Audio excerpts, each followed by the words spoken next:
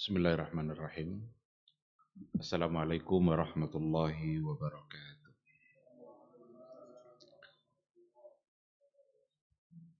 Innal hamdalillah nahmaduhu wa nasta'inuhu wa nastaghfiruh wa na'udzu billahi min syururi anfusina wa min sayyiati a'malina.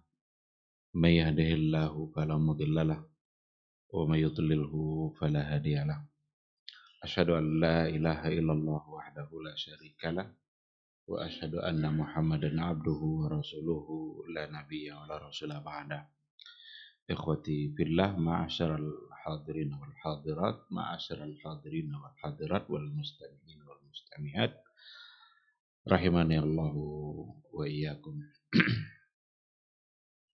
Kembali kita bersyukur pada Allah Subhanahu wa taala pada pagi yang penuh berkah ini. Alhamdulillah kita kembali dibangunkan oleh Allah Subhanahu wa taala. Mudah-mudahan bangunnya kita di pagi ini membuat kita semakin banyak berzikir kepada Allah dan semakin banyak bersyukur kepada Allah Subhanahu wa taala. Sungguh kita tidak akan bisa bangun kecuali hanya atas izin Allah Azza wa Jalla.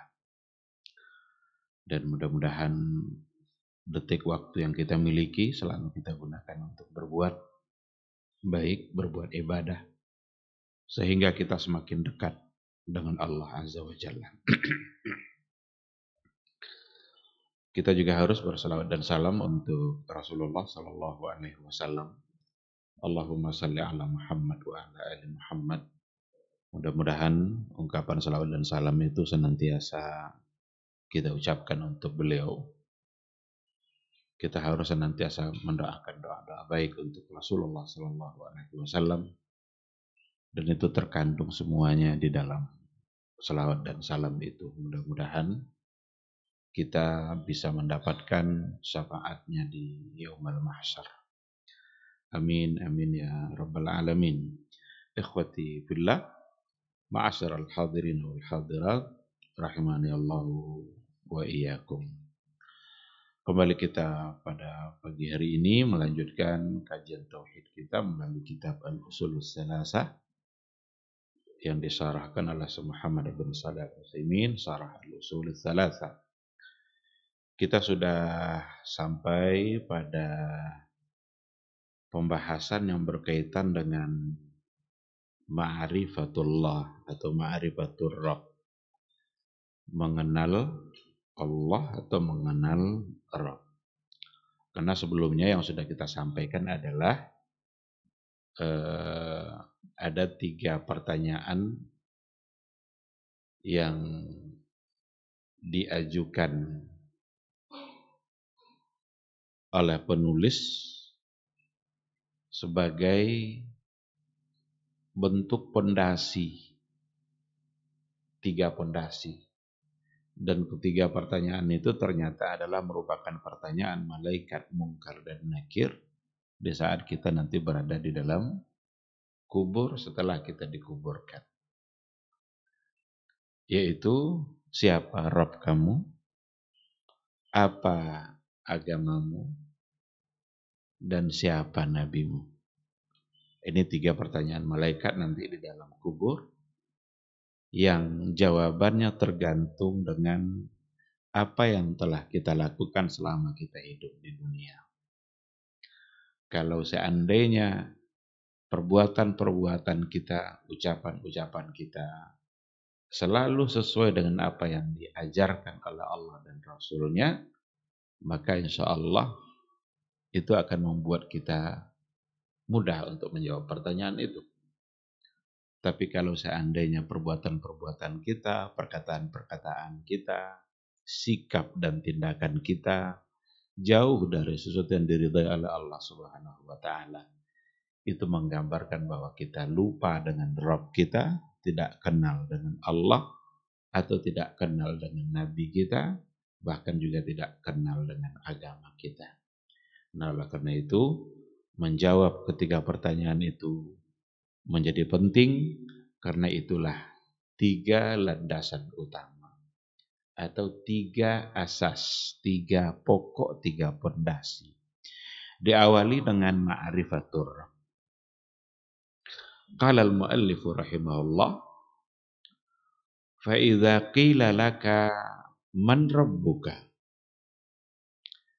apabila ditanyakan kepada kamu, man rabbuka, siapakah Rabb kamu?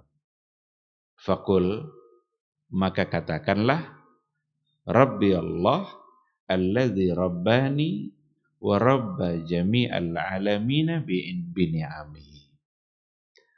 Maka katakanlah, Rabbi Allah, Rabb saya adalah Allah, alladzi rabbani, yang telah memelihara saya atau yang telah mendidik saya. Kata Rabba itu dari kata tarbiyah. Bahasa kita adalah tarbiyah. Tapi kita bisa memaknainya dengan yang telah memelihara saya, wa rabba jami'al alamin. Dan juga yang telah memelihara semua alam semesta ini bini'ami, dengan nikmat-nikmatnya. Wa huwa ma'budi. Rabb yang telah memelihara saya itulah yang ma'budi, yang saya jadikan sesembahan, yang saya sembah. Laisa li ma'budun siwahu. Saya tidak punya sesembahan selain daripada Rabb yang telah memelihara saya itu. Itu jawabannya. Wa dalilu qauluhu ta'ala, alhamdulillahi rabbil alamin. Segala puji bagi Allah, Rabb sekalian alam.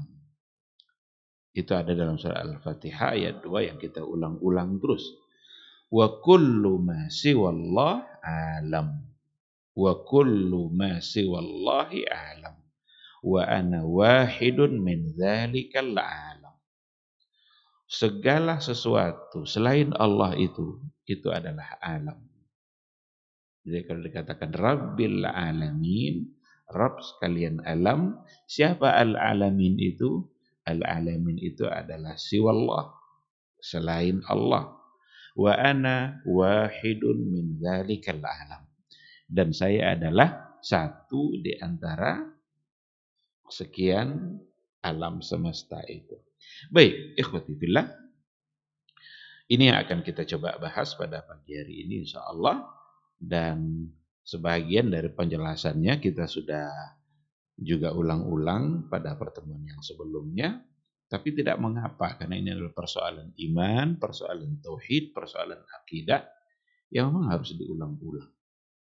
Jadi apabila dikatakan kepada kita, man rabbuka, siapa Rabb kita? Kalau kata Rabb itu di terjemahan-terjemahan kita selalu diartikan dengan Tuhan. Karena Tuhan itu sesuatu yang besar, memang yang disembah. Tetapi memaknai Rabb dengan kata Tuhan itu nampaknya tidak sepenuhnya pas. Karena Rabb itu lebih luas maknanya. Rabb itu artinya bisa Al-Khaliq, yang menciptakan kita, bisa maknanya Mudabbir, yang mengatur, bisa juga artinya Razik. Maka kalau kita bawa kepada tauhid rububiyah, rububiyah itu kan juga dari kata Rabb, di mana semua bentuk pekerjaan dan perbuatan-perbuatan yang dilakukan oleh Allah, di mana tidak bisa yang lain melakukannya selain daripada Allah, itu sesungguhnya masuk dalam kategori Rabb. Jadi man rabbuka, siapa Rabb kamu? Qul, faqul, maka katakanlah, jawablah, Rabbi Allah, Rabb saya adalah Allah. Siapa Allah itu? Siapa Rabb yang Allah itu? Allazi rabbani. Rabba yurabbi tarbiyah. Kita sering mengartikannya mendidik. Tarbiyah itu kan mendidik. Tetapi mendidik di sini maksudnya juga jauh lebih luas. Kita kalau seandainya mendoakan orang tua kita, Allahumma ghfirli dzunubi wali walidayya warhamhuma kama rabbayani shaghira. Itu juga dari kata rabba. Warhamhuma, sayangilah keduanya, kedua orang tua saya itu, kama rabbayani shaghira. Sebagaimana dia telah, apa kita artikan di situ? Rabbayani shaghira. Sebagaimana dia telah menyayangiku di waktu kecil. Sering pula itu kita artikan. Padahal dia juga dari kata robba. Maka kalau kita bayangkanlah apa yang dilakukan oleh orang tua kita ketika kita masih kecil, kita tidak bisa berbuat apa-apa. Itu semua sebenarnya masuk ke dalam kata robba. Kita belum bisa berbuat apa-apa. Mandi tidak bisa, bahkan makan tidak bisa. Bagaimana seorang bayi mau makan kalau seandainya tidak diberikan makan oleh orang tuanya? Itu masuk dalam kata robba. Kalau pipis dia tidak bisa mengganti celananya sendiri, siapa yang menggantinya? Orang tuanya sendiri, ibunya sendiri. Itu masuk dalam kata robba.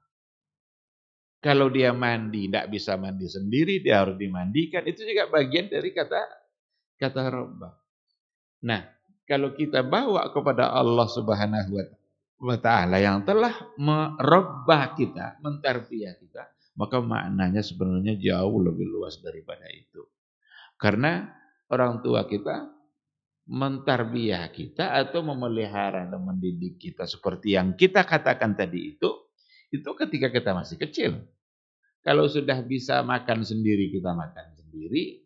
Kalau sudah bisa mandi sendiri, kita akan mandi sendiri, ganti pakaian sendiri.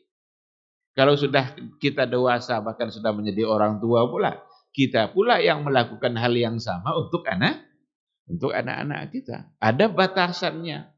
Tapi untuk Allah Subhanahu wa Ta'ala, ketika dikatakan allazi rabbani, yang telah memelihara saya, mentarbiyah saya, itu sesungguhnya mulai dari awal kehidupan kita sampai kematian kita, kita selalu dipelihara oleh Allah Subhanahu wa Ta'ala dengan nikmatnya. Oleh karena itu tidak terhitunglah nikmat Allah itu dalam kehidupan kita. Takkan pernah bisa kita hitung. Kapanpun dan dimanapun kita berada, itu nikmat Allah pasti ada bersama kita. Bahkan pada saat kita mendapatkan musibah sekalipun, di saat itu nikmat Allah juga ada. Ini kan sudah sering kita berikan penjelasan. Saat kita mendapatkan musibah sekalipun, di situ akan ada nikmat Allah. Sakit itu ternyata bisa menjadi nikmat.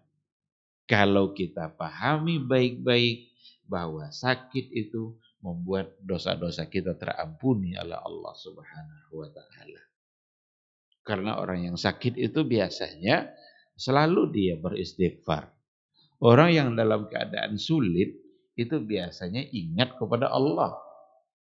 Maka ingat kepada Allah itu jangan hanya waktu susah saja.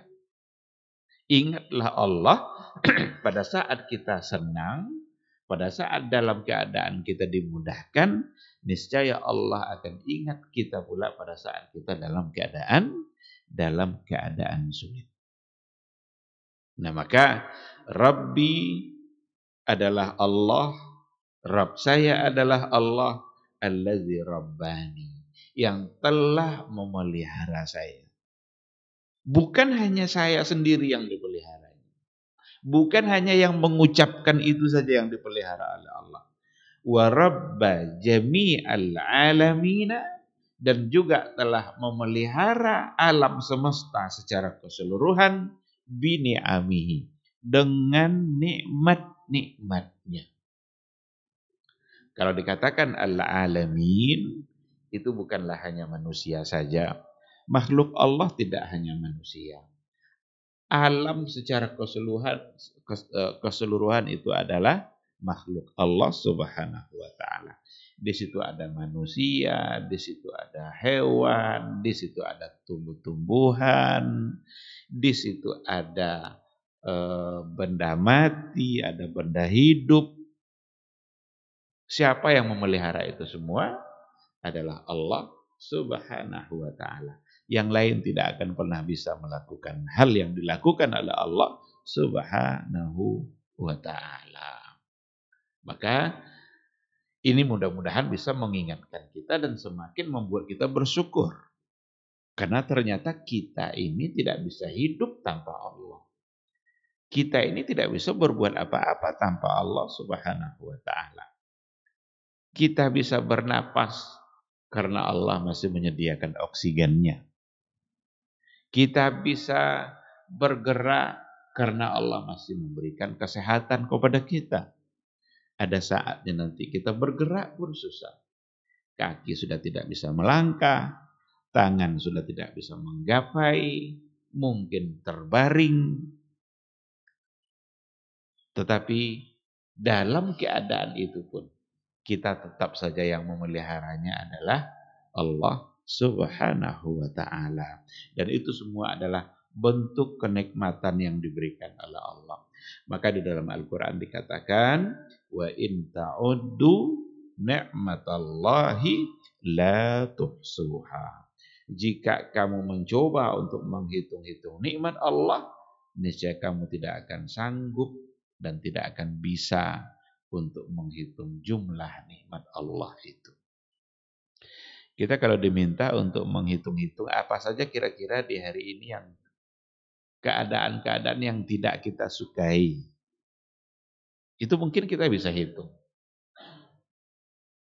Apa hal-hal yang tidak menyenangkan kita di hari ini? Mungkin bisa kita hitung. Tapi kalau kita diminta menghitung apa kebaikan yang telah kamu dapatkan hari ini dari Allah, tak akan pernah bisa. Pasti tidak bisa. Karena Al-Quran yang mengatakan, wa in ta'uddu ni'matallahi la tuhsuha. Bahkan pada saat kita mengeluh, saat kita mengeluhkan keadaan kita, ternyata saat itu juga kita tidak bisa menghitung nikmat Allah yang ada pada diri kita. Dulu dalam sebuah catatan sejarah, ada seorang ulama tabi'in ketemu dengan seorang pemuda yang bersedih. Dia bersedih, mengeluhkan kemiskinan yang sedang dia hadapi. Sedih aja kerjanya, mengeluh aja, menangis karena dia tidak sekaya orang lain. Dianggapnya keadaan dia itu keadaan yang dimana dia sangat dirugikan, keadaan yang tidak menguntungkan dia. Lalu ditanya Allah oleh seorang ulama, tadi kalau nggak salah namanya Abu Ubaid, ditanya Allah oleh beliau, pemuda yang bersedih tadi, kenapa kamu bersedih begini? Keadaan saya miskin, saya orang yang tidak ada apa-apa, saya jauh dari nikmat Allah. Dikeluhkannya. Lalu kata Ubaid, coba saya tengok jari jemari kamu. Ditengoknya. Sehat jarinya itu. Katanya, kamu mau enggak saya beli satu jari kamu itu dengan 1.000 dinar. Kasih saya jari kamu itu satu saja. Saya kasih 1.000 dinar. Katanya, enggak. Kamu mau enggak mata kamu itu, mata yang sehat itu, kasih ke saya satu, saya beri kamu 1.000 dinar. Enggak juga dia mau. Disebutlah oleh dia fisik-fisiknya yang sehat itu. Lalu kalau dia mau memberikan, menyerahkannya, diganti dengan uang masing-masing 1.000 dinar. Jawabannya sama, tidak mau. Lalu kata Abu Ubaid, kalau begitu atas dasar apa kamu mengeluhkan keadaan kamu? Pada diri kamu sekarang ini, kalau diukurlah dengan dinar, itu sesungguhnya ada ribuan dinar yang ada pada kamu. Yang kamu tidak mau tadi menerimanya. Baru dia menyadari bahwa ternyata yang namanya nikmat Allah itu Jangan pernah menganggap hanya harta.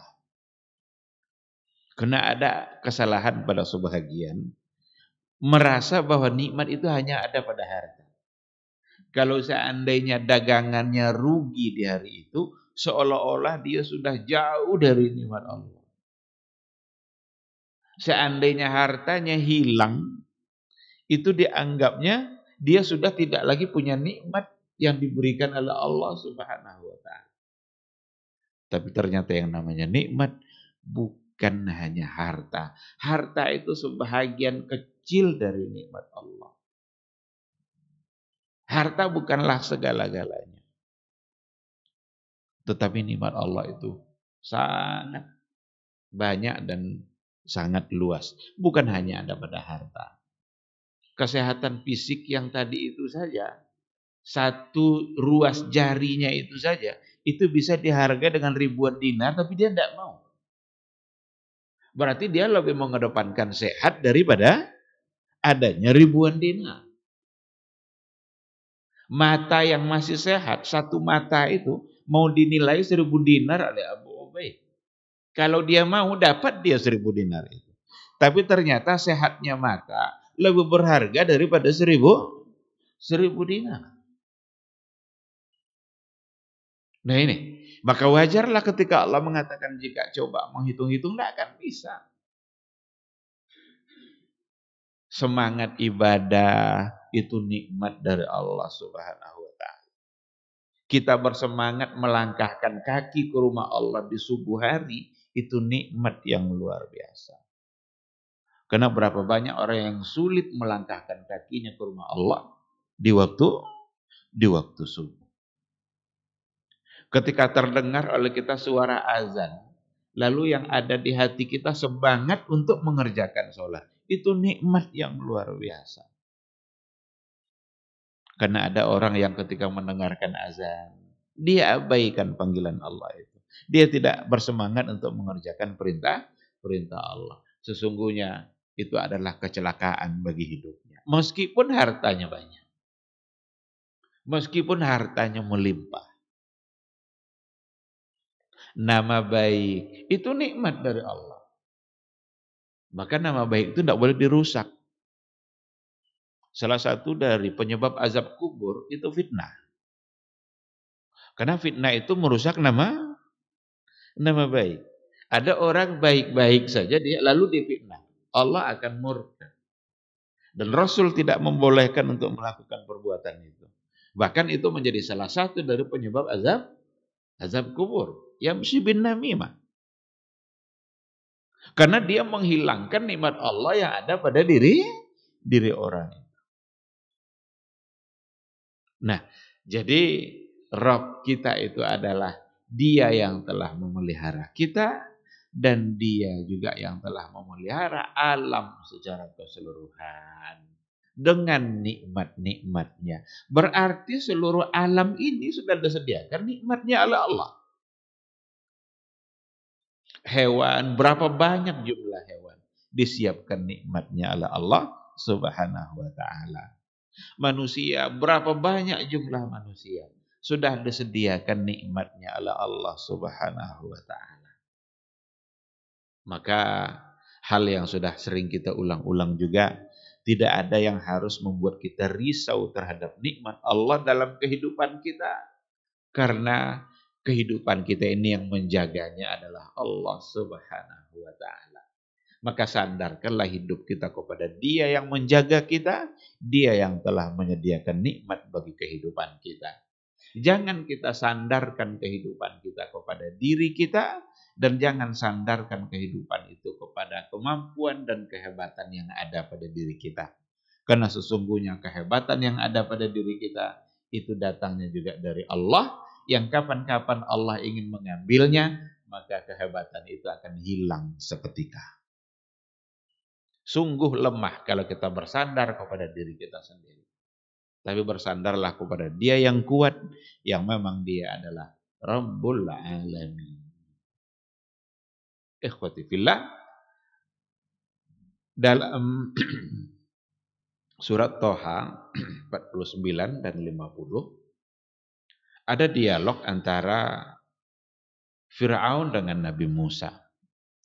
Karena Nabi Musa dengan Nabi Harun itu diminta menghadap oleh Allah menemui Fir'aun. Karena innahu tagha. Idhaba ila Fir'auna innahu tagha. Pergilah menemui Musa itu karena Fir'aun itu sudah tagha. Tagha itu taghut, sudah melampaui batas. Sampai Fir'aun menganggap dirinya adalah Tuhan. Ana rabbukumul a'la. Coba, ini ungkapan Fir'aun. Saya adalah Rabb kalian yang maha tinggi. Dia menggunakan kata Rabb di sini. Seolah-olah dialah yang mengatur alam ini. Dialah yang mengatur kehidupan. Dialah yang memberi rakyat Mesir ketika itu nikmat dan rezeki bagi kehidupannya. Dia menganggap seperti itu. Diperintahkan Nabi Musa dan Nabi Harun untuk menemuinya. Lalu apa kata Firaun? Qala faman rabbukuma ya Musa? Ini juga pertanyaan ini. Faman rabbukuma ya Musa? Kalau begitu siapa Rabb kalian berdua wahai Musa? Apa jawaban Musa? Qala Rabbuna allazi a'ta kulla syai'in khalqah. Rabb kami adalah allazi a'ta kulla syai'in khalqah.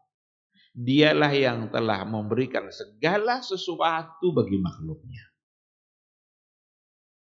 Dialah Rabb kami, dialah Allah yang telah memberikan kulla syai'. Dalam ilmu usul fikih, kulla itu adalah min siyagil umum. Itu lafaz am. Lafaz am itu lafaz yang bermakna umum keseluruhan. Kalau sudah dikatakan umum dan mencakup secara keseluruhan, berarti tidak ada yang keluar dari situ. Kulla syai'. A'ta kulla syai'. Yang telah memberikan segala sesuatu. Berarti tidak ada sesuatu pun yang ada pada kita. Tidak ada sesuatu pun yang ada pada makhluk Allah. Kecuali yang memberikannya adalah Allah Subhanahu wa ta'ala. Adalah Rabb yang kita sembah itu. Ketika kita mendapatkan anak, siapa yang memberinya? Allah Subhanahu wa ta'ala. Kalau Allah ingin tidak memberinya, tidak dapat. Dan kita tidak bisa protes.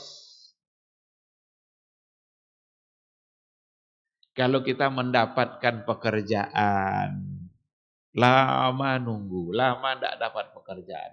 Sekarang diberikan pekerjaan oleh Allah. Sekarang dapat dia pekerjaan itu. Siapa yang memberikannya? Allah Subhanahu wa ta'ala. Ada pula orang dengan keahlian dan ilmu yang dia miliki, belum selesai dia kuliah, udah ada yang melamar dia agar dia bisa bekerja, agar dia masuk dalam perusahaannya. Jadi ada pula orang yang lama bawa berkas tidak ada terima-terima. Ada pula yang baru saja selesai kuliah langsung diterima. Siapa yang memberikannya? Allah Subhanahu wa ta'ala. Bukan karena dia hebat. Bukan karena dia berprestasi. Karena Allah yang memberikan dia prestasi. Jadi, allazi a'ta kulla syai'. Rabb saya, kata Musa, kata Nabi Musa alaihissalam, Rabb kami adalah yang telah memberikan segala sesuatu. Maka kalau sudah dikatakan segala sesuatu, tidak ada satupun yang ada pada kita, kecuali itu sesungguhnya adalah pemberian dari Allah Subhanahu wa ta'ala. Mata yang masih melihat, itu Allah yang memberikan penglihatan itu. Telinga yang masih bisa mendengar, Allah yang memberikan pendengaran itu. Lidah yang masih bisa berucap, bisa berbicara, Allah yang memberikan kemampuan itu. Satu saat kalau Allah sudah tidak memberinya, maka fungsinya akan hilang seketika. Akal yang masih bisa berpikir, Allah yang memberikan kemampuan untuk berpikir. Satu saat ketika nanti Allah mengambil kemampuan berpikir itu, tidak bisa kita berpikir. Kan ada orang kalau sudah semakin tua, semakin sulit untuk berpikir. Ada orang mengatakan seperti itu. Ya mungkin saja. Maka jangan cari nanti cara yang menyimpang agar bisa berpikir. Ada orang bilang gini, saya kayaknya tidak bisa berpikir kalau tidak merokok. Tidak bisa berpikir kalau tidak merokok. Melakukan hal yang salah untuk mendapatkan sesuatu, maka Allah murka. Kenapa demikian? Karena sesuatu itu Allah yang memberikan. Maka yang harus kita lakukan apa? Cara yang benar, cara yang sesuai dengan yang diajarkan oleh Allah dan Rasul. Mudah-mudahan Allah memberikan. Siapa yang memberikan kita kesehatan? Sehat itu datang dari mana? Datang dari Allah. Maka jangan cari cara yang salah untuk mendapatkan kesehatan dan kesembuhan. Kalau seandainya kita cari cara yang salah mendapatkan kesembuhan, pertama kita sudah berdosa karena menyimpang perbuatannya. Yang kedua, kesembuhan belum pasti kita dapatkan karena kesembuhan itu semata-mata hanyalah atas izin dari Allah Subhanahu wa ta'ala. Maka mendatangi tukang para tenung, mendatangi para dukun, mendatangi orang-orang paranormal yang melakukan perbuatan-perbuatan syirik untuk mendapatkan keselamatan dengan cara adanya jimat-jimat tertentu. Itu semua menjadi perbuatan yang salah di sisi Allah, bahkan itu menjadi bagian dari kesyirikan. Kita terjebak pada kesyirikan dan Allah akan murka karena perbuatan yang paling membuat Allah murka itu adalah syirik. Anta ja'ala lillahi niddan wa huwa khalaqak. Rasul ditanya, ya Rasulullah, apa dosa yang paling besar? Jawaban Rasul, anta ja'ala lillahi niddan wa huwa khalaqak. Kamu jadikan Allah itu punya tandingan, wa huwa khalaqaka, padahal dialah yang telah menciptakan, kamu. Maka jangan pernah memberikan tandingan untuk Allah Subhanahu wa ta'ala. Jangan syirikkan Allah Subhanahu wa ta'ala. Murnikan tauhid kita semata-mata hanya untuk Allah. Rububiyah itu hanya Allah yang bisa melakukannya. Dia yang memberi kita rezeki, Dia yang memberi kita kesehatan, Dia yang menyelamatkan kita.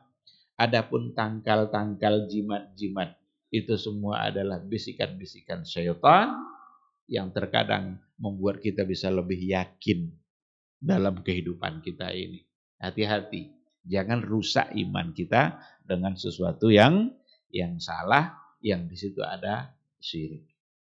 Maka jawaban Nabi Musa ini, allazi a'ta kulla syai'in khalqa, yang telah memberikan segala sesuatu pada makhluknya. Lalu kata Musa, summa hada. Kemudian dia juga adalah Rabb kami yang telah memberi kami petunjuk. Yang telah memberi petunjuk. Jadi ada dua yang disampaikan oleh Nabi Musa di sini. Allazi a'ta kulla syai'in khalqa summa hada. Memberikan segala sesuatu pada makhluk dan memberi petunjuk. Jadi persis sama dengan penjelasan kita yang sebelumnya dulu. Allah lah Rabbuna, Rabb kita, huwallazi khalaqana wa razaqana wa lam yatrukna hamala.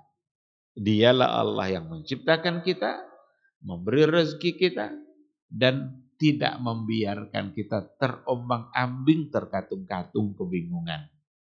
Fa arsala ilaina rasula, Rasul mengutus seorang Rasul untuk menyampaikan hidayah. Jadi Allah Subhanahu wa ta'ala memberikan, benar-benar memberikan segala sesuatu. Memberikan segala kebutuhan duniawi kita. Kemudian juga ternyata hidup ini bukan hanya hidup dunia saja. Kalau Allah memberikan semua kebutuhan duniawi kita, Allah juga berikan petunjuk, berikan hidayah. Bagaimana nanti kita bisa hidup secara baik di akhirat kelak. maka sempurnalah pemberian Allah Subhanahu wa taala. Orang-orang yang hanya mengambil mengambil nikmat dunia saja, lalu mengabaikan hidayah, berarti seolah-olah dia hanya menganggap kehidupan ini hanya dunia saja. Padahal kehidupan yang sesungguhnya adalah di akhirat kelak. Ketika Allah berikan hidayah, Allah berikan petunjuk, Allah utus seorang rasul menyampaikan petunjuk dan hidayah itu sesungguhnya adalah untuk kehidupan kita di akhirat kelak. Nah, ikhwati fillah, dari ayat yang ada dalam surat Thaha ini, ternyata pertanyaan Firaun juga adalah, siapa Rabb kalian?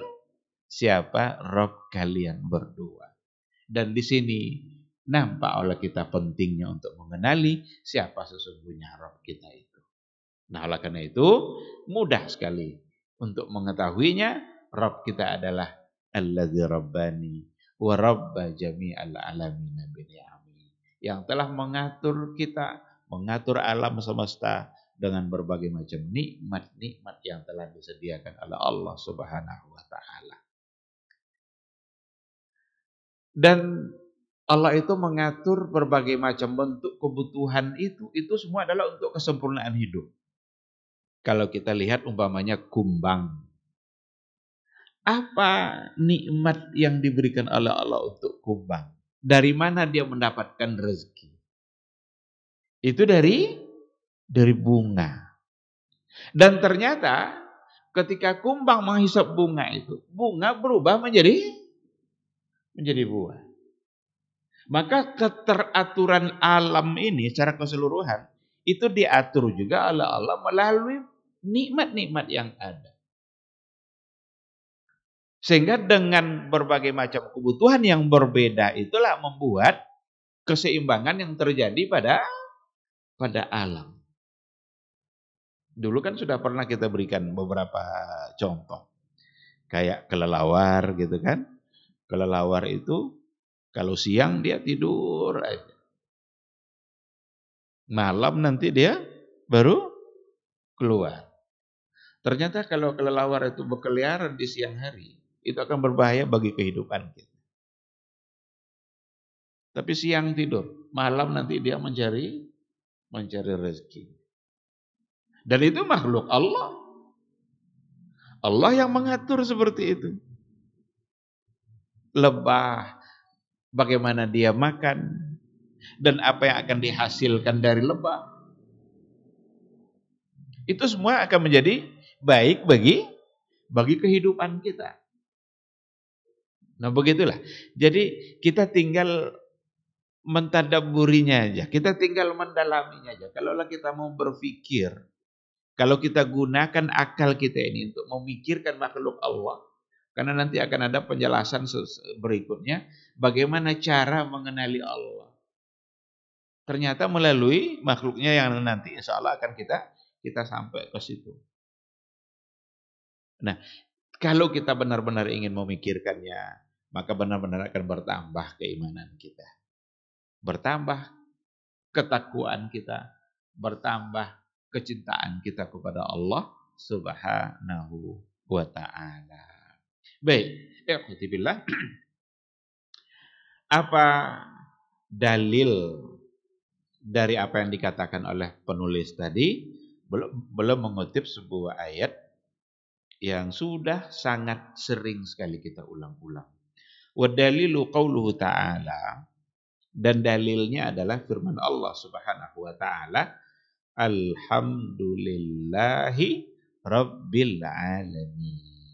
Segala puji bagi Allah, Rabb sekalian alam. Ini dalil.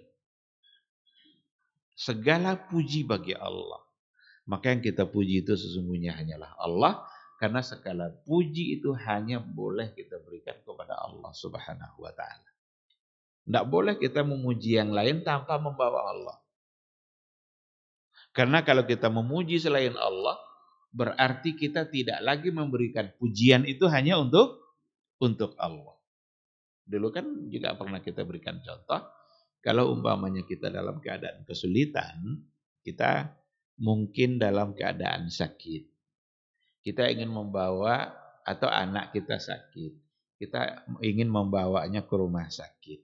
Kita tidak punya kendaraan dan itu memerlukan waktu cepat agar sampai ke rumah sakit. Adalah kawan atau tetangga yang siap untuk meminjamkan kendaraan, lalu kita bisa membawa anak kita ke rumah sakit. Sekarang pertanyaannya, yang kita puji Allah atau dia yang memberikan kendaraan tadi? Yang kita puji sesungguhnya adalah Allah yang telah melunakkan hati orang tadi untuk membantu kita.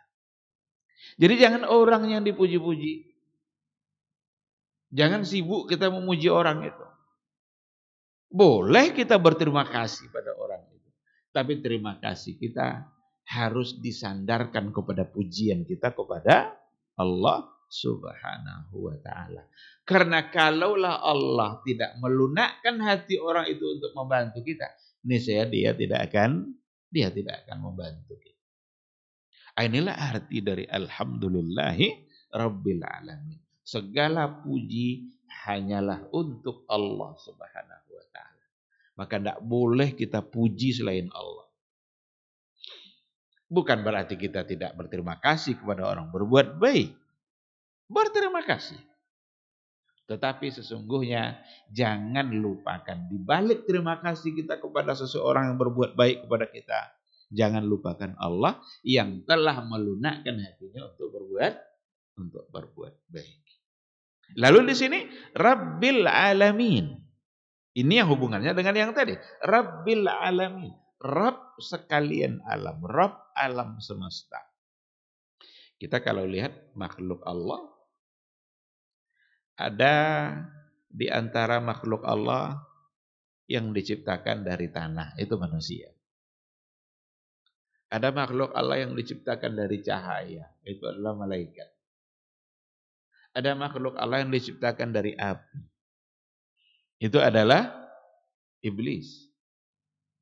Itu semua menunjukkan kekuatan dan kesempurnaan kudratnya Allah Subhanahu wa ta'ala.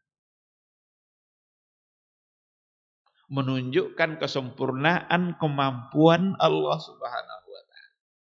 Berarti Allah bisa menciptakan apa saja dan dari apa saja yang dia mau. Kalau seandainya kita terlahir dari sebab, kan ada sebab musababnya, itu dari ayah dan ibu kita yang sudah menikah, maka lahirlah kita. Itu lazim yang seperti itu. Tetapi Nabi Isa dilahirkan oleh ibunya, dia tanpa ayah. Hanya dengan Allah yang meniupkan ruhnya ke rahim Maryam, maka lahirlah Nabi Isa. Dia tanpa ayah tapi ada ibu. Kalau Nabi Isa lahir tanpa ayah dan hanya ada ibu melalui seorang ibu, Adam alaihissalam tanpa ayah dan tanpa ibu. Hawa istrinya Adam, siapa ibunya? Siapa ayahnya? Hanya diambil dari tulang rusuk. Diciptakan juga oleh Allah. Ini semua adalah kesempurnaan kekuasaan Allah. Jadi kan ada kecanggihan ilmu pengetahuan dan teknologi hari ini yang dimiliki oleh orang-orang barat. Itu mereka mencoba ingin menandingi kemampuan Allah. Itu namanya ada satu bentuk teknologi, kecanggihan teknologi yang bisa melakukan cloning. Cloning itu apa? Bisa lahir seseorang, tapi belum terjadi sebenarnya, untuk hewan sudah pernah terjadi. Itu tanpa hubungan suami istri dari ayah dan ibu. Karena hanya dengan mengambil sel-sel yang ada pada satu orang saja, pada seorang perempuan umpamanya, diambil sel-sel yang ada, kemudian dengan kecanggihan teknologi bisa lahir satu lagi mirip dia. Karena cloning itu kan artinya fotokopi. Fotokopi itu sekarang tidak hanya kertas saja yang difotokopi orang. Ini asli, ini fotokopi. Manusia juga bisa di cloning. Cuma untuk manusia belum ada yang berhasil. Tidak mustahil.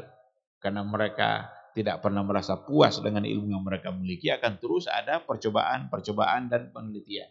Yang sudah berhasil itu untuk hewan. Ada domba, namanya domba Dolly di Amerika, itu lahir dengan proses cloning.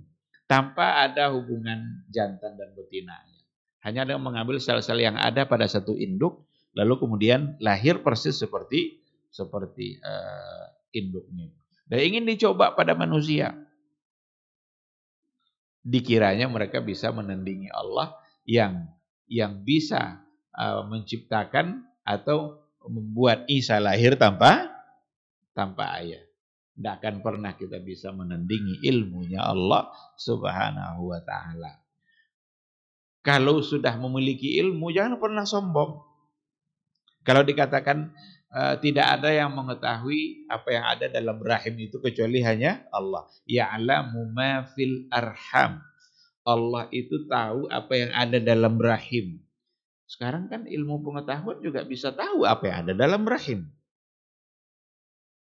Kalau ibu-ibu hamil, ada namanya USG, ultrasonografi. Itu bisa kita ketahui itu. Ini anaknya posisinya sungsang, ini posisinya kurang tepat. Ini jenis kelaminnya laki-laki. Kadang muncul kesombongan orang. Dengan bisa mengetahui itu, dikiranya sudah menyamai ilmu Allah yang juga tahu apa yang ada dalam rahim. Tidak ada yang tahu kapan hujan turun kecuali Allah. Sekarang ada ilmunya. Yang meteorologi, geofisika itu bisa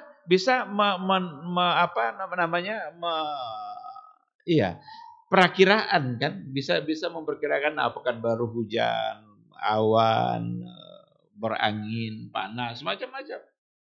Tetapi sama sekali tak akan pernah bisa menyamai Allah karena ilmu Allah itu meliputi segala sesuatu. Kalaulah dikatakan ya'lamu ma fil arham itu hanya Allah, yang mengetahui yang dalam rahim itu hanyalah Allah. Allah mengetahui segala sesuatu yang ada dalam rahim itu. Allah tahu detik berapa bayi itu akan lahir. Allah tahu berapa umurnya nanti selama dia di dunia. Allah tahu berapa rezeki yang disediakan untuk dia di dunia nanti. Dia nanti lahir sehat atau tidak sehat, Allah tahu. Tapi apakah dokter tahu? Kapan persis lahirnya? Sehatkah dia nanti? Berapa umur yang disediakan? Dokter tak akan pernah tahu. Yang ahli meteorologi tadi itu, tahukah dia berapa lama hujan akan diturunkan? Tidak.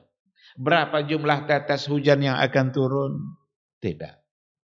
Paling hanya perakiraan aja. Itu pun masih disebut perakiraan. Belum merupakan ilmu pasti. Karena kepastian itu hanya dalam ilmunya Allah Subhanahu wa ta'ala. Dalam ilmu Allah, muhitun bikulli syai', meliputi segala sesuatu. Kapan mulainya hujan turun dan kapan berakhirnya hujan itu turun. Mana saja batas wilayah yang kena hujan, mana batas yang tidak kena hujan. Itu semua ada dalam ilmu Allah.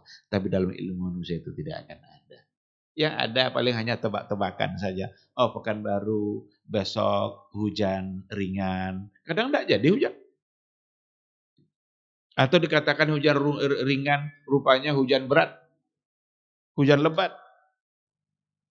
Begitulah ilmu manusia. Nah, oleh karena itu, segala sesuatu hanya ada di tangan Allah Subhanahu wa ta'ala. Nah, oleh karena itu, ayat ini, Alhamdulillahi Rabbil Alamin, segala puji hanya untuk Allah, Rabb alam semesta. Hanya Allah, Rabb alam semesta. Itulah yang benar-benar pantas untuk dipuji, karena dialah yang telah memberikan segala sesuatu. Karena dia yang telah memberikan segala sesuatu, maka mintalah segala sesuatu itu, mintalah sesuatu itu hanya kepada Allah Subhanahu wa ta'ala. Apapun yang kita inginkan, minta dari Allah. Mudah-mudahan Allah memberikan. Perkara nanti cara mendapatkan, Allah akan mengatur dan kita harus punya ikhtiar. Bukan berarti pula Allah memberikan segala sesuatu lalu kita abaikan pula ikhtiar kita. Ikhtiar kita itu adalah bentuk ibadah kita kepada Allah, bentuk keyakinan kita dalam mendapatkannya itu ada pada ikhtiar yang kita lakukan. Meskipun segala sesuatu itu hanya Allah yang menentukan. Ikhwati fillah, itu satu di antara ayat yang dijadikan dalil, yang tentu saja ayatnya akan sangat banyak sekali. Lalu penulis mengatakan wa kullu ma siwallahi alam, dan segala sesuatu selain Allah itu adalah alam. Berarti yang ada di dunia ini hanya dua. Pertama adalah Allah, yang kedua adalah alam. Pertama adalah Rabb, yang kedua adalah alamin. Selain Rabb, selain Allah, berarti itu alam. Apa saja selain Allah, maka dia adalah alam. Wa ana wahidun min dzalikal alam. Dan saya, kata penulis, wahidun min dzalikal alam. Satu di antara sekian alam yang ada. Maka kita ini, masing-masing kita ini, wahidun min dzalikal alam. Satu di antara sekian alam. Kalau begitu, berarti kita harus memuji Allah. Kita hanya Allah yang mengatur. Kita hanya Allah tempat kita meminta. Segala sesuatu yang kita inginkan, maka mintalah kepada Allah Subhanahu wa ta'ala. Di sini pentingnya kita mengawali sesuatu itu dengan doa. Kita awali segala sesuatu itu dengan menyebut Allah. Bukankah ada hadis kullu amrin dzibalin la yubda'u fihi bi bismillah fahuwa aqta. Segala sesuatu yang baik itu yang kalau tidak dimulai dengan bismillah maka dia akan terputus keberkahannya. Kita ingin memulai pekerjaan kita, baca bismillah dan memintalah kepada Allah Subhanahu wa ta'ala agar ia memberikan apa yang kita inginkan. Kalau dengan pekerjaan kita itu kita menjadikan wasilah mendapatkan rezeki, maka mintalah kepada Allah rezeki itu. Ya Razzaq, wahai yang maha pemberi rezeki, urzuqni, beri saya rezeki. Lalu mulailah bekerja. Biarkan Allah menentukan takdirnya untuk kita, tetapi kita harus melakukan ikhtiar yang seharusnya untuk kita lakukan. Kalau kita ingin meminta kesehatan kepada Allah, mintalah kesehatan itu dari Allah, kemudian ambil ikhtiar yang tepat. Ketika kita meminum obat, maka baca bismillah. Itu menggambarkan bahwa yang menyembuhkan kita sesungguhnya bukanlah obat, tapi yang menyembuhkan kita sesungguhnya adalah Allah Subhanahu wa ta'ala. Secanggih apapun obat, semahal apapun obat, tapi kalau kata Allah tidak sehat, maka kita tidak akan sehat. Dan jangan remehkan obat-obat yang murah, obat-obat generik. Oh, saya ini kaya, ini masa obat murah, beli obat yang paling mahal. Seolah-olah yang menyembuhkan adalah obat. Tidak. Sekali lagi, yang memberikan kesembuhan itu semuanya adalah Allah.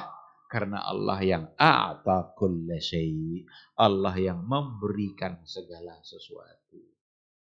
Ikhwati fillah, inilah pertanyaan pertama yang sudah dimulai oleh penulis memberikan penjelasannya.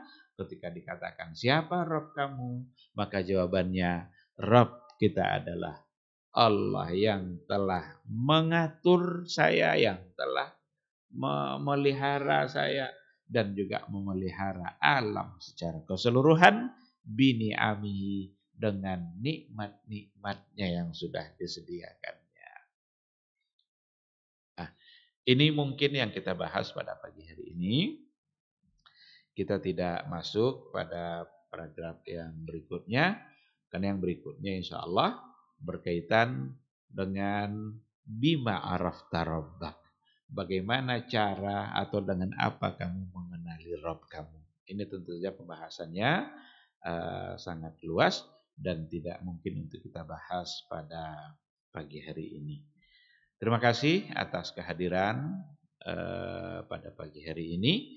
Mudah-mudahan ada ilmu yang bisa kita dapat.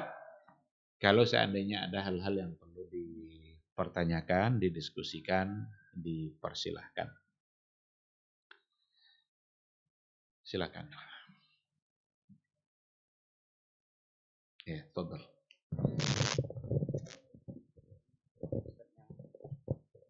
Bismillah. Syukran pada Ustadz yang telah memberikan materi hari ini. Yang ingin Anda tanyakan, bagaimana caranya mengetahui bahwasanya kita itu sudah banyak mensyukuri nikmat Allah. Barometernya, Ustadz. Bagaimana caranya kita itu udah merasakan mensyukuri banyak nikmat Allah. Apa yang bisa kita rasakan setelah itu, Ustadz? Apakah kita itu semakin sehatkah begitu misalnya, Ustaz? Apakah kita rezekinya Allah tambahkan misalnya seperti itu, Ustaz? Atau ada yang lain gitu, Ustaz? Dan adakah sirah tentang kisah-kisah tentang orang-orang yang bersyukur kepada Allah, tentang mereka ya bersyukur tadi, Ustaz, seperti meminta hanya kepada Allah gitu, Ustaz. Nah, itu saja, Ustaz, mungkin yang bisa tanyakan. Syukran, jazakumullah khairan. Barakallahu fiik. Terima kasih atas pertanyaannya. Bagaimana cara kita mengetahui bahwa kita itu sudah banyak bersyukur? Ada beberapa hal, bahkan ada yang langsung dikatakan oleh Allah dalam Al-Quran. Ada beberapa hal yang langsung dikatakan oleh Allah Subhanahu wa Ta'ala di dalam Al-Quran. Atau ada beberapa hal yang kita bisa tahu melalui apa yang diberikan penjelasan oleh para ulama. Orang-orang yang bersyukur kepada Allah adalah orang-orang yang bertambah cintanya kepada Allah, bertambah kedekatannya kepada Allah, bertambah ketaatannya kepada Allah. Jadi kalau seandainya bertambah ketaatan kita kepada Allah, bisa itu merupakan indikasi bahwa kita mensyukuri nikmat Allah. Karena syukur itu pertanda bahwa kita ingat kepada Dia yang memberi. Sekarang kita diuji oleh Allah dengan, anggap umpamanya sebut sebagai sebuah kemiskinan. Tiba-tiba kita diberikan peluang oleh Allah untuk mendapatkan rezeki dalam kehidupan kita. Pekerjaan kita lebih baik dari yang sebelumnya. Ketika kita bersyukur kepada Allah, dan dengan peluang rezeki yang diberikan oleh Allah, dulu sholat sering tinggal, atau sholat sering di akhir waktu. Tapi sekarang sholat sudah di awal waktu terus. Sholat sudah diupayakan terus ke masjid berjamaah. Ini gambaran dari bahwa kita bersyukur kepada Allah Subhanahu wa Ta'ala. Tapi ketika Allah buka dunia untuk dia, awalnya kerjanya biasa-biasa aja. Tapi ketika dia diberikan peluang rezeki lebih besar oleh Allah, semakin lalai sholatnya. Sebelumnya malah taat dia sama Allah. Karena belum banyak yang diurusnya. Ketika perusahaannya sudah 3, dulu 1 perusahaannya rajin dia sholat. Sekarang sudah 3 perusahaannya tambah tidak sholat dia. Ini tanda dia tidak bersyukur.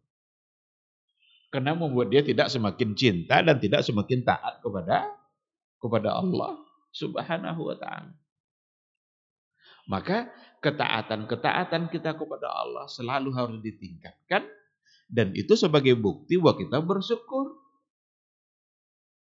Dulu dia sakit, banyak hal-hal ibadah yang sulit untuk dia kerjakan karena dia sakit. Sekarang diberikan kesehatan oleh Allah Subhanahu wa taala. Bersyukur dia. Apa bukti syukur dia atas kesehatan yang diberikan oleh Allah? Semakin taat dia kepada Allah. Apa yang kemarin tidak bisa dia kerjakan karena alasan sakit, sekarang semuanya dia kerjakan. Berarti dia bersyukur kepada Allah Subhanahu wa taala. Itu diantara yang bisa kita lihat dalam kehidupan kita sendiri. Tengok saja, kalau semakin durhaka kita sama Allah, berarti kita semakin tidak bersyukur. Tapi kalau semakin taat, semakin cinta kita kepada Allah, semakin kita berarti semakin bersyukur. Yang langsung dikatakan oleh Allah dalam Al-Quran adalah la in syakartum la azidannakum. Jika kalian bersyukur, Allah akan tambah nikmat itu. Maka kita bisa lihat indikasi dari syukur kita dengan bertambahnya nikmat Allah dalam kehidupan kita. Ketika kita mendapatkan harta, ini sering kita contohkan harta karena harta ini dicintai oleh semua orang. Yang banyak menggelincirkan manusia juga harta. Ketika kita mendapatkan harta, kita berikan sebahagian dari apa yang kita punya atas nama Allah, diberikan kepada yang lain, diberikan untuk kepentingan-kepentingan yang bukan hanya untuk kita tapi untuk orang lain. Kita bisa melihat bagaimana Allah menambah nikmat itu dalam kehidupan kita. Dan tadi ketika dikatakan bahwa bahwa nikmat itu bukan hanya harta, mungkin saja pertambahan itu tidak pada harta saja. Mungkin pada harta, mungkin pada hal yang lain. Ketika kita bersyukur dengan harta yang kita punya, harta kita semakin banyak. Maka kata Rasul, mana kasat sadaqatu min mal. Sedekah itu tidak akan pernah menyebabkan kurangnya harta. Bertambah harta kita, berarti itu bukti kita bersyukur. Atau Allah tambah dalam bentuk yang lain. Bertambah kesehatan kita, bertambah keberkahan rumah tangga. Kalau dalam rumah tangga dulu sebulan 5 kali berkelahi suami istri. Dalam bulan ini cuma sekali berkelahi. Nikmat enggak tuh? Sangat nikmat. Dulu dapat rezeki enggak puas rasanya. Sering aja suami istri merasa gimana gitu dengan apa yang diberikan oleh Allah. Padahal sudah banyak tuh. Tapi tetap aja merasa tidak puas. Ada aja kebutuhan. Dapat segini, ini yang mau dibeli. Tapi bulan berikutnya segitu juga diberi oleh Allah. Tapi perasaan yang berbeda. Ada rasa ridha, ada rasa menerima apa yang diberikan oleh Allah. Mengurangi kebutuhan-kebutuhan yang tak penting dalam kehidupan rumah tangga. Sehingga rumah tangga menjadi aman. Mungkin Allah tambah dengan cara yang seperti itu. Nah, jadi banyak cara untuk melihat apa kita bersyukur dalam kehidupan kita atau tidak. Dari berbagai hal. Anak yang kita punya mungkin dulu sulit diatur, tapi sekarang mudah untuk diatur. Dengan kedekatan kita kepada Allah, dengan apa yang kita lakukan ibadah-ibadah atas nama Allah, taat kita kepada Allah, Allah berikan hal yang lain. Mungkin dalam rumah tangga kita, mungkin pada kesehatan pribadi kita, mungkin pada semangat ibadah kita, mungkin pada dunia kita. Itu semua Allah yang mengatur. Maka biarkanlah Allah melakukan apa yang ingin Dia lakukan.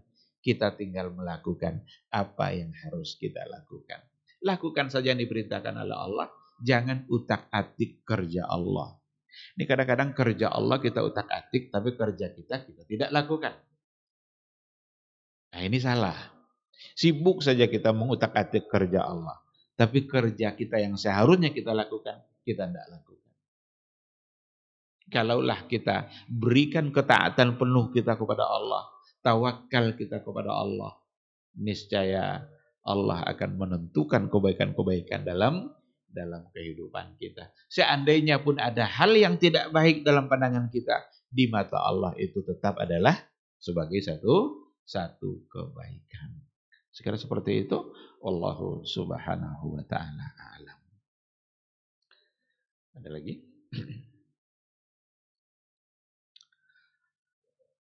Silakan.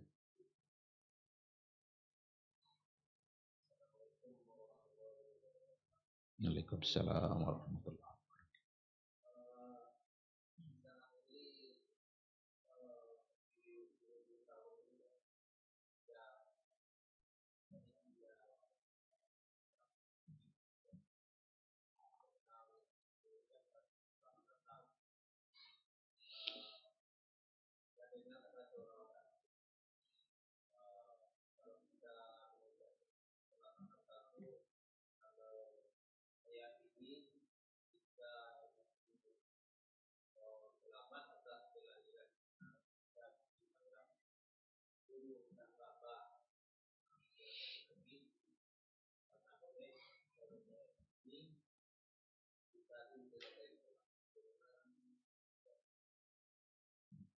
Iya.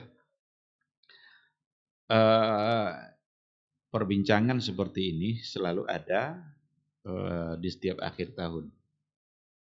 Pada 25 Desember terkait dengan persoalan Natal dan 1 Januari terkait dengan tahun baru.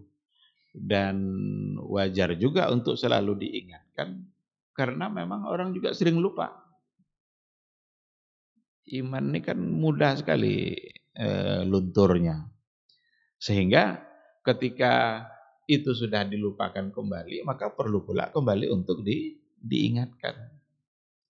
Dan terkait dengan hari Natal yang dikatakan sebagai hari kelahirannya Nabi Isa, sebenarnya persoalannya bukan pada kelahirannya Nabi Isa. Kalau kita mau membaca sejarah, itu tahun 325 Masehi di Konstantinopel, salah satu wilayah di Turki sekarang disebut dengan Iznik. Itu wilayah Iznik di Turki. Di tahun itu terjadi pertemuan pendeta-pendeta sedunia dan melahirkan satu keputusan. Apa keputusan yang mereka cetuskan dalam komunikenya ketika itu? Dalam pertemuannya itu. Yang mereka cetuskan adalah menetapkan bahwa Isa adalah ibnullah. Isa adalah anak Allah. Dan itu di 25 Desember. Itu dalam catatan sejarah. Dan itu bisa kita baca. Nah, oleh karena itu, memperingati 25 Desember itu memperingati hari Isa diangkat sebagai anak Allah. Jadi tidak perlu dipertanyakan lagi, ini kalian selamat untuk apa? Isa ibn Maryam sebagai nabi kah? Atau Isa sebagai anak Allah? Ya jelas sebagai anak Allah. Karena mereka sepakati 25 Desember itu 325 Masehi. Mereka mengangkat itu. Kesepakatan para pendeta. Jadi tidak perlu lagi untuk dipertanyakan. Bahkan justru tidak ada yang bisa menyepakati bahwa Isa itu lahirnya 25 Desember. Karena 25 Desember itu adalah musim dingin. Sedangkan dikatakan ketika Nabi Isa itu lahir, itu di mana buah korma berbuah lebat. Dan korma tidak berbuah di musim dingin. Korma itu berbuah, puncak buahnya itu di musim panas. Maka di kita tidak bisa tumbuh kurma atau setidaknya sulit tumbuh karena suhu panasnya tidak cukup. Maka ada kayak di negara-negara yang memang dia punya suhu seperti itu. Walaupun ada teknologi sekarang yang sudah mulai mencoba untuk meramu gitu ya, sehingga bisa tumbuh di beberapa wilayah. Tapi kadang tidak sampai masak dia. Hanya dalam istilah rutop saja. Yang sampai masak itu, masaknya kurma itu di musim panas. Nah, maka bukan lahirnya Nabi Isa, tapi di mana dia diangkat sebagai anak Allah. Lalu mau kita ucapkan selamat. Berarti kita mengucapkan selamat atas pengangkatan Isa sebagai anak Allah. Kalau kita mau baca sejarah ini, disinilah sebenarnya tidak mesti kita mengucapkan hari Natal itu, selamat Natal itu. Dan jangan gadaikan akidah kita. Toleransi itu kita harus, tapi maknailah toleransi dengan benar.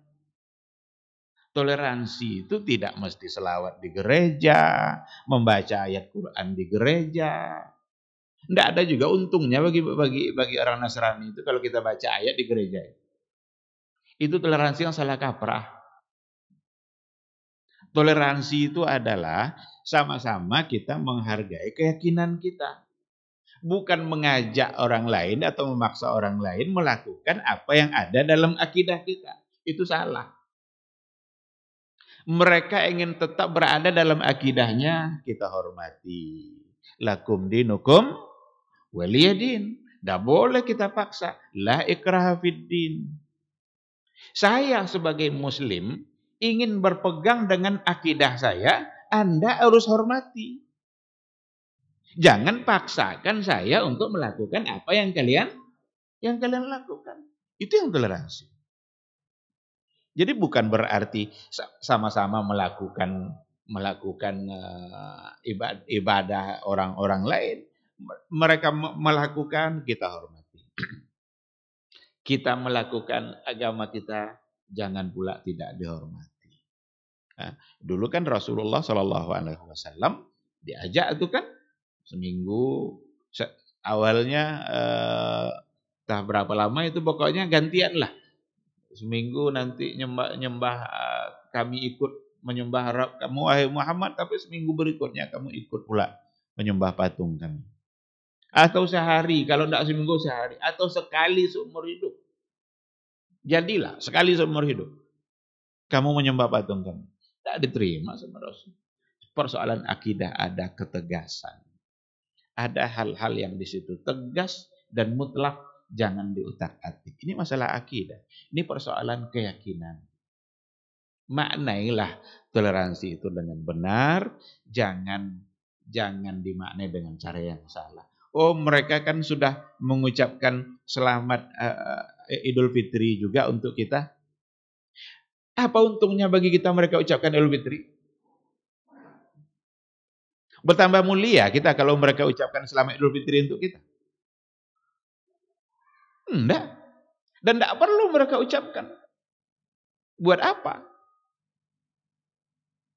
Dan mereka bisa mengucapkan selamat Idul Fitri itu karena tidak ada hubungan sama akidah mereka. Tetapi dulu mereka sulit kali untuk mengucapkan selamat Idul Adha. Kenapa? Karena ada hubungan sama akidah mereka. Apa hubungannya? Karena bagi mereka yang disembelih itu bukan Ismail, tapi Ishak. Sulit mereka untuk mengucapkan selamat Idul Adha karena ada hubungan dengan keyakinan. Itu kan pernah dijelaskan oleh Irene Handoyo yang masuk Islam itu. Dia pernah memberikan penjelasan itu. Sulit orang-orang Nasrani untuk mengucapkan selamat Idul Adha karena ada hubungan sama keyakinan mereka. Karena menurut mereka yang mau disembelih itu bukan Ismail tapi adalah Ishak. Pas Idul Fitri tidak ada hubungan sama keyakinan mereka. Nah, oleh karena itu hindarkan baik-baik dalam persoalan ini karena hubungannya sama akidah. Perkara ada orang mengatakan, oh, itu kan tradisi dulu, sekarang tradisi sudah tidak seperti itu lagi. Dulu tradisinya, kan ada juga yang disampaikan oleh siapa itu Ali Jufri itu. Tradisi dulu memang ucapan itu adalah ucapan yang menunjukkan keyakinan. Tapi sekarang katanya ucapan itu tidak lagi menunjukkan sebagai sebuah keyakinan. Tapi itu sudah menjadi tradisi. Pertanda kita bertetangga, pertanda kita bermasyarakat. Tidak bisa dibenarkan juga. Siapa yang mengatakan itu tradisi itu yang berlaku sekarang? Karena sekedar ucapan, tapi minta mereka ucapkan 2 kalimat syahadat, kan sekedar ucapan. Nah, kalau begitu, ucapkan di hari Jumat 2 kalimat syahadat. Hari mulia bagi kami adalah hari Jumat, ucapkan 2 kalimat syahadat. Mau enggak mereka? Kan sekedar ucapan. Nah, jadi mengucapkan selamat Natal, kalau kita mau bawa kepada sejarah, sesungguhnya adalah mengucapkan selamat atas pengangkatan Isa sebagai anak Tuhan. Dan Al-Quran mengatakan lam yalid wa lam yulad. Bagaimanapun ini ini yang berkembang di kita di Indonesia. Kita bukan anti toleransi, bahkan Islamlah agama yang sangat toleran. Tidak ada agama yang lebih toleran daripada agama Islam. Tapi yang tidak kita inginkan adalah salah dalam memaknai toleransi, bahkan memaknai toleransi dengan merusak akidah, itu sesuatu yang sangat tidak bisa diterima. Yang lebih baik adalah jangan ucapkan, berhati-hati dalam persoalan ini, dan tetaplah berhubungan baik dalam bermasyarakat dengan orang-orang yang tidak seagama dengan kita. Wallahu subhanahu wa ta'ala. Ada lagi? Baik, kalau tidak ada, saya kira kita cukupkan sampai di sini. Mudah-mudahan bisa kita sambung insya Allah pada pertemuan yang akan datang minggu depan ya. Minggu depan kalau sudah minggu pertama, berarti Sabtu dan Ahad. Insya Allah kita akan adakan kajian. Subhanakallahumma wa bihamdika, asyhadu an la ilaha illa anta, astaghfiruka wa atubu ilaik. Assalamualaikum warahmatullahi wabarakatuh.